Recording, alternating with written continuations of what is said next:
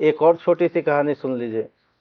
एक राजा था और वो भ्रमण करता रहता था प्रजा, और एक बार ऐसे ही भ्रमण कर रहा था तो उसको बहुत प्यास लगी।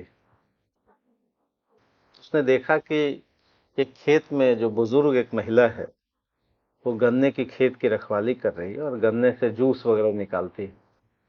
राजा गया, प्यासा तो था ही। उसने जा करके कहा कि माता जी, आप बहुत प्यास लगी है, हमको पानी दीजिए। तो उस माता जी ने क्या किया, एक एक गन्ना तोड़ा, उसका रस निकाला और एक गन्ने से लबालब एक गिलास भर गया, बड़ा गिलास, और दिया राजा को पीने के लिए। राजा के मन में अब लगने लगा कि तो एक गन्ने से एक गिलास, पता नहीं बुढ़िया टैक्स देती है कि नहीं, है ना। राजा के मन में ये लगने लगा कि इतना तो बहुत फायदा कमाती होगी, तो एक गन्ने से एक गिलास रस निकाल दे, तो इसका मतलब है कि बहुत इसको लाभ होता होगा, और ये टैक्स नहीं देती होगी, कर नहीं देती होगी, कर की चोरी करती है। राजा था। फिर उसके बाद पूछा राजा ने कि आप टैक्स देती हैं?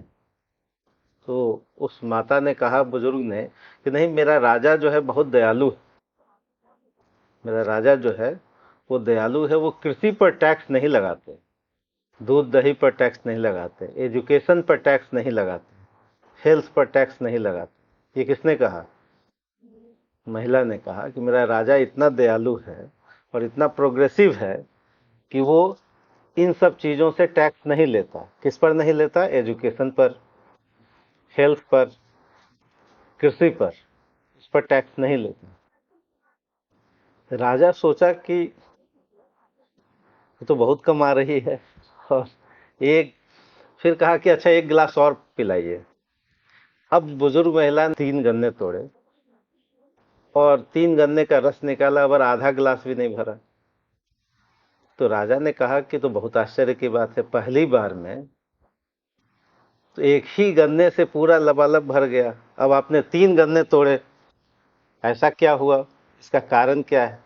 बुढ़िया ने कहा कि लगता है कि मेरे राजा के नियत में कुछ खोट आ गई, इसलिए गन्ने ने भी क्या किया, रस कम निकाला। राजा की नियत में क्या आ गई? पहले राजा मेरा उदार था तो गन्ने का क्या था, रस ज्यादा निकलता था। अब जो है राजा के नियत में खोट आ गई। अब राजा को महसूस हो गया कि जो बुजुर्ग महिला है मेरे विचारों को क्या हो गई, समझ गई। इसका मतलब है कि विचार जीवन को क्या करते हैं, दिशा देते हैं। ठीक है, विचार क्या करते हैं, जीवन को दिशा देते हैं। ठीक है।